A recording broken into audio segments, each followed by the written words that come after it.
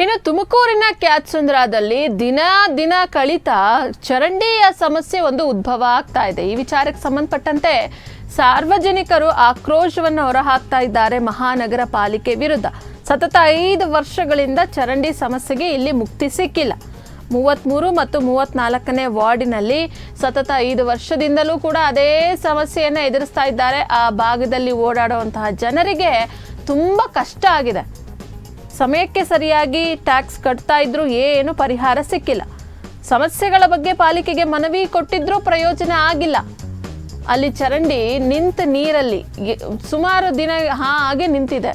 ಜೊತೆಗೆ ಅದಕ್ಕೆ ನೀರು ಮುಂದೆ ಹರ್ಕೊಂಡು ಹೋಗೋದಕ್ಕೂ ಸಹ ಒಂದು ಜಾಗ ಇಲ್ಲ. ಮಿತಿಮೀರಿದ ಹಂದಿ ಮತ್ತು ನಾಯಿಗಳ ಹಾವಳಿಗೆ ಅಲ್ಲಿರುವಂಥ ನಿವಾಸಿಗಳು ತತ್ತರಿಸಿ ಹೋಗಿದ್ದಾರೆ. ಚರಂಡಿಯನ್ನ ವ್ಯವಸ್ಥೆ ಮಾಡಿಸ್ಕೊಡ್ಬೇಕು, ಈ ಸಮಸ್ಯೆಯನ್ನು ಪರಿಹರಿಸ್ಕೊಡ್ಬೇಕು ಅಂತ ಹೇಳಿ ಮನವಿಯನ್ನ ಮಾಡಿದ್ರೂ ಕೂಡ ಯಾವುದೇ ರೀತಿಯಾದಂಥ ಪ್ರಯೋಜನ ಆಗಿಲ್ಲ. ಇದರಿಂದ ಸಾರ್ವಜನಿಕರು ಆಕ್ರೋಶವನ್ನು ಹೊರಹಾಕ್ತಾ ಇದ್ದಾರೆ ಮಹಾನಗರ ಪಾಲಿಕೆಯ ವಿರುದ್ಧ. ಬಹುಶಃ ಆ ಪ್ಲೇಸ್ನ ನೋಡಿದ್ರೆ ನಿಮ್ಗೆ ಅನಿಸುತ್ತೆ, ಅಲ್ಲಿ ಓಡಾಡೋರಾಗಲಿ ಅಥವಾ ಅಲ್ಲಿ ಮನೆ ಇರೋರಾಗಲಿ ಹೇಗೆ ತಾನೇ ವಾಸ ಮಾಡೋದಕ್ಕೆ ಸಾಧ್ಯ ಆಗುತ್ತೆ. ಇನ್ನು ಮಳೆ ಬಂದರೂ ಅಂತೂ ಚರಂಡಿ ತುಂಬಿ ರೋಡ್ಗೆ ಕೂಡ ನೀರು ಹರಿದು ಬರುವಂತಹ ಪರಿಸ್ಥಿತಿ ಅಲ್ಲಿ ನಿರ್ಮಾಣ ಆಗ್ಬಿಟ್ಟಿದೆ. ಏನು ಮನವಿ ಮಾಡಿದ್ರೂ ಸಹ ಅಧಿಕಾರಿಗಳು ಸ್ಪಂದಿಸಿಲ್ಲ, ಸಮಸ್ಯೆಯನ್ನ ಬಗೆಹರಿಸಿಲ್ಲ.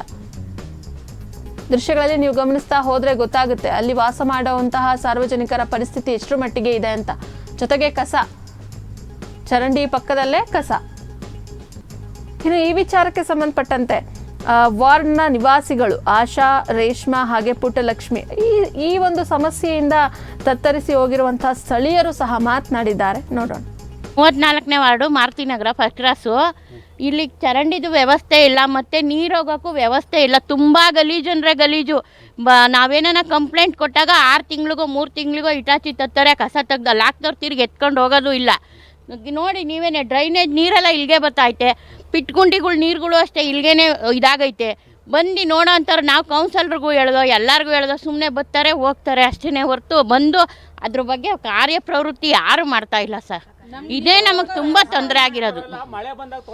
ಮಳೆ ಬಂದಾಗಂತೂ ಇದ್ದಿದ್ದು ಬೇಡ. ಇಲ್ಲಿ ನೋಡಿ ಇವ್ರ ಮನೆಗೆ ಚಿಕ್ಕ ಮಗು ಇದೆ. ಇದು ಮೊನ್ನೆ ಇವರ ರಿಲೇಷನ್ ಇವ್ರದ್ದೇನೆ ಬಂದು ಬಿದ್ದೋಯ್ತು. ಅವ್ರೇನೋ ತಕ್ಷಣ ಹೋಗಿ ನೋಡ್ಕೊಂಡಿದ್ದಕ್ಕೆ ಸರಿ ಹೋಯ್ತು. ಇಲ್ದವ್ರ ಮಕ್ಕಳು ಪ್ರಾಣನೇ ಹೋಗ್ತವೆ. ಆ ನೀರು ಇಲ್ಲಿವರೆಗೂ ಹರ್ಕೊಂಬರ್ತವೆ, ನೋಡೋರೇ ಇಲ್ಲ. ಈ ಥರ ಸಖತ್ ತುಂಬಾ ಪ್ರಾಬ್ಲಮ್ ಅಂದರೆ ಪ್ರಾಬ್ಲಮ್ ಆಗೈತೆ.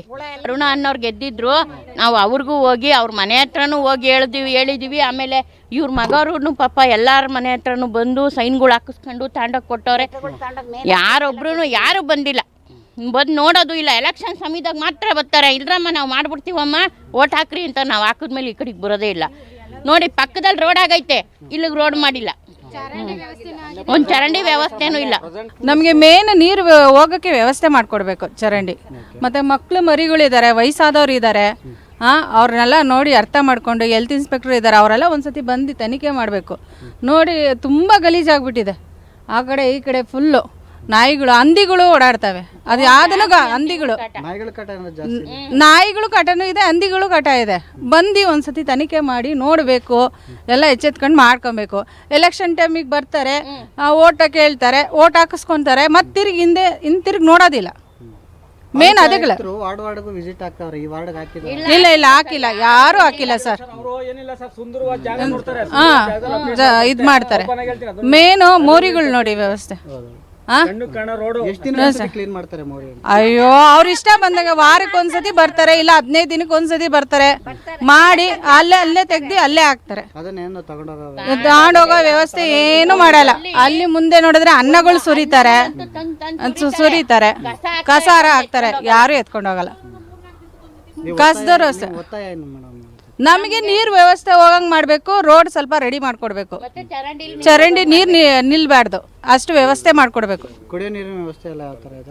ಅದಕ್ಕೆ ಅದೇನು ತೊಂದರೆ ಇಲ್ಲ. ಫಸ್ಟು ನಮಗೆ ಮೋರಿ ಇದೊಂದು ವ್ಯವಸ್ಥೆ ಮಾಡಬೇಕು, ರೋಡ್ ಒಂದು ಇದು ಮಾಡಿಕೊಡ್ಬೇಕು, ಅದಷ್ಟು. ನಮಗೆ ಒಂದು 5-10 ವರ್ಷದಿಂದ ಇದ್ದೇ ಅದು. ಇದು 10 ವರ್ಷದಿಂದ ಇದೆ. ನಾವು ಹೋಗಿ ಲೆಟ್ರ್ ಕೊಟ್ಟು ಬರ್ತೀವಿ, ಅವರೇನು ಕೇರೆ ತಗೋತಾ ಇಲ್ಲ. ಅಂತಾರೆ, ಇಸ್ಕೊಂತಾರೆ, ಮನೆ ಕಣ್ಣು ತೆಗ್ದಡಿಗೆ ಹಾಕಂತಾರೆ ಅಷ್ಟೇ. ಯಾರಿಗೇನು ಬಂದು ಮಾಡೋದಿಲ್ಲ. ಚರಂಡಿ ಕ್ಲೀನ್ ಮಾಡಕ್ ಬರ್ತಾರ? ಬರ್ತಾರೆ ಎತ್ತ ಹಾಕ್ತಾರೆ, ಅಲ್ಲೇ ಹಾಕ್ತಾರೆ, ಅಂತ ತುಂಬ್ಕೊಂಡು ಹೋಗಲ್ಲ. ಹಾಂ, ಅಲ್ಲೇ ಹಾಕ್ತಾರೆ, ಹಂಗೆ ಹೋಗ್ತಾರೆ. ತಿರ್ಗ ಕೊಟ್ಟಿದ್ರ ಕೊಟ್ಟಿದ್ದೀವಿ. ಅಧಿಕಾರಿಗಳು ಯಾರು ಭೇಟಿ ಯಾರು ಭೇಟಿ ಇಲ್ಲ. ಮೇಗಡ